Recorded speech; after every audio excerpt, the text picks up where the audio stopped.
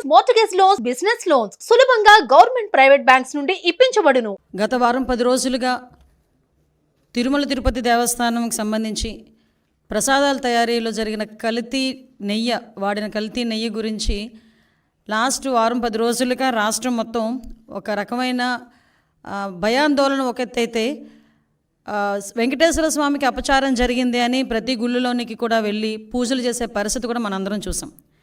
ఇవన్నీ ఒక పరంగా వెంకటేశ్వర స్వామి భక్తులుగా జరుగుతూ ఉంటే, ఒకవైపు నుంచి రాజకీయ దుర్బుద్ధితో దీన్ని కూడా రాజకీయం చేయాలి అని చెప్పి అతని హయాంలో జరిగిన తప్పుల్ని కప్పిపుచ్చుకోవడానికి చంద్రబాబు నాయుడు గారు గౌరవ ముఖ్యమంత్రి గారి మీద ఎదురుదాడి చేయడానికి సిద్ధపడి గౌరవ పులివెందుల ఎమ్మెల్యే గారు తీసుకుంటున్న నిర్ణయాలు చూస్తూ ఉంటే నిజంగా ఎప్పుడో అతన్ని పులకేసి అనేవారు, కానీ ఇప్పుడు నిజంగా పులకేసి ఏదో 2 or 4 పెట్టాలి మనం కూడా. ఎందుకు ఈ మాట చెప్తున్నానంటే, ఇదే జగన్మోహన్ రెడ్డి కల్తీ నెయ్యి వాడారు అని చెప్పి చంద్రబాబు నాయుడు గారు గౌరవ ముఖ్యమంత్రి గారు చెప్పిన తర్వాత బయటకు వచ్చి చంద్రబాబు నాయుడు గారి మీద ఎదురుదాడి చేయటం కూడా మనం చూసాం. తర్వాత వీళ్ళ తాలూకా వెనకత బ్యాచ్ ఉంటుంది కదా, ఒక భజన బృందం ఉంటుంది కదా, భజన బృందం బయటకు వచ్చి లేదు జగన్మోహన్ రెడ్డి గారు మెట్లు ఎక్కి వస్తారు తిరుమల తిరుపతి దర్శనానికి అని మాట్లాడారు. అది కట్ చేస్తే కాదు, నా కాలినడకని కాదు, దర్శనానికి వస్తారు అన్నారు. ఇదంతా జరుగుతుంది. ఓకే, దర్శనానికి వస్తే రప్పించుదాము, కూర్చోబెట్టి అన్ని గౌరవ మర్యాదలు ఇచ్చి డిక్లరేషన్ మీద సంతకం పెట్టించుకొని అతన్ని తీసుకెళ్ళి దర్శనానికి పంపిద్దామని చెప్పి ఆలయ అధికారుల దగ్గర నుంచి భద్రత దృష్ట్యా పోలీస్ డిపార్ట్మెంట్ వాళ్ళు అందరూ కూడా అతను రాటుకని ఆహ్వానించారు. ఆల్ ఆఫ్ సడన్ అతనికి ఇష్టం లేకనో లేకపోతే ఇంట్లోంచి బయటికి తల్లి చెల్లికి పట్టిన గతి పడతాదని భయం వేసో తెలియదు, కానీ ఆటోమేటిక్గా లాస్ట్ మినిట్లో అయితే నేను వెళ్ళట్లేదు అని చెప్తూ కుంటి సాకులు చెప్పే పరిస్థితి వచ్చింది. ఏంటా కుంటి సాకులు అంటే, డైరెక్ట్గా బయటకు వచ్చి మాకు నోటీసులు ఇచ్చారు అన్నారు. అరే, పోలీస్ యాక్ట్ సెక్షన్ 30 అన్నది ఈరోజు చంద్రబాబు నాయుడు గారు తీసుకొచ్చింది కాదు. నీకులాగా జీవో నెంబర్ 1 ఇచ్చి సభలు అది ఆపుదామని చెప్పి లోకేష్ గారు పాదయాత్ర చేసినప్పుడు వచ్చిన జీవోలు కాదు ఇవి. పోలీస్ యాక్ట్ సెక్షన్ 30 అన్నది ఎప్పుడైనా శాంతి భద్రతలకు విఘాతాలు కలుగుతాయి అనుకునేటప్పుడు డిపార్ట్మెంట్ వాళ్ళు రెగ్యులర్గా ఇచ్చే నోటీస్ అది.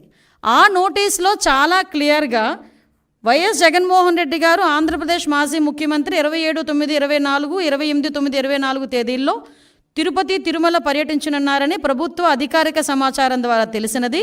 ఈ పర్యటనలో శ్రీ వైఎస్ జగన్మోహన్ రెడ్డి గారు తిరుమలలో శ్రీ వెంకటేశ్వర స్వామి వారిని దర్శించుకోనున్నారు.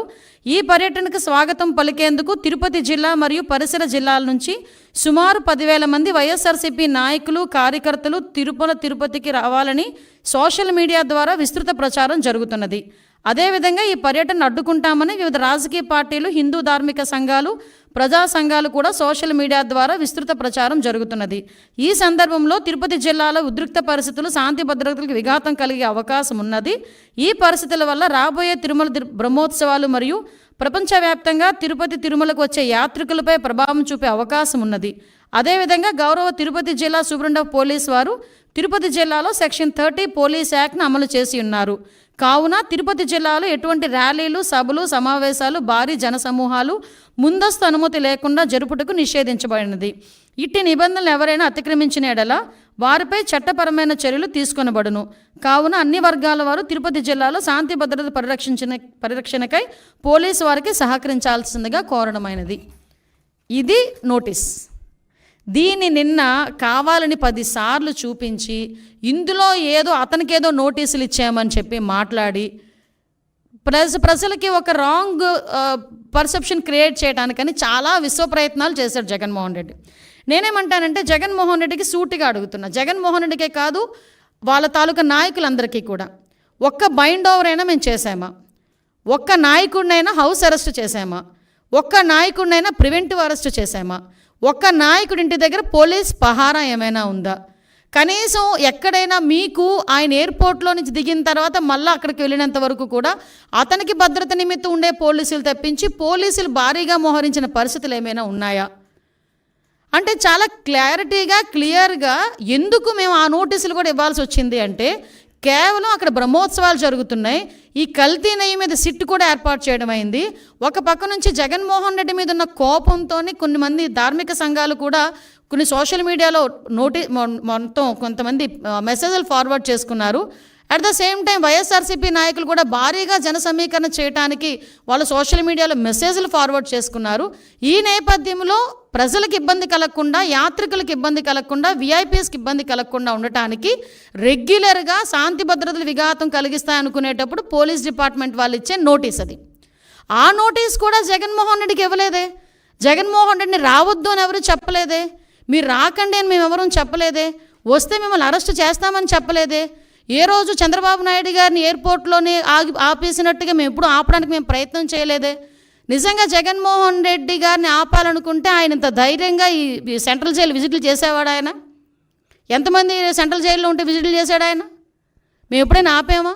అంటే విషయం ఏంటంటే, మేము ప్రజాస్వామ్యబద్ధంగా ముందుకెళ్తున్నప్పుడు మా మీద బురద చల్లటానికి పోలీస్ నోటీసులు నాకు ఇచ్చారు అని చెప్పి నిన్న అతనికి వెళ్ళడానికి, ఫస్ట్ ఆఫ్ ఆల్ అతనికి వెళ్ళడానికి ఇష్టం లేదు తిరుమల తిరుపతి దేవస్థానానికి.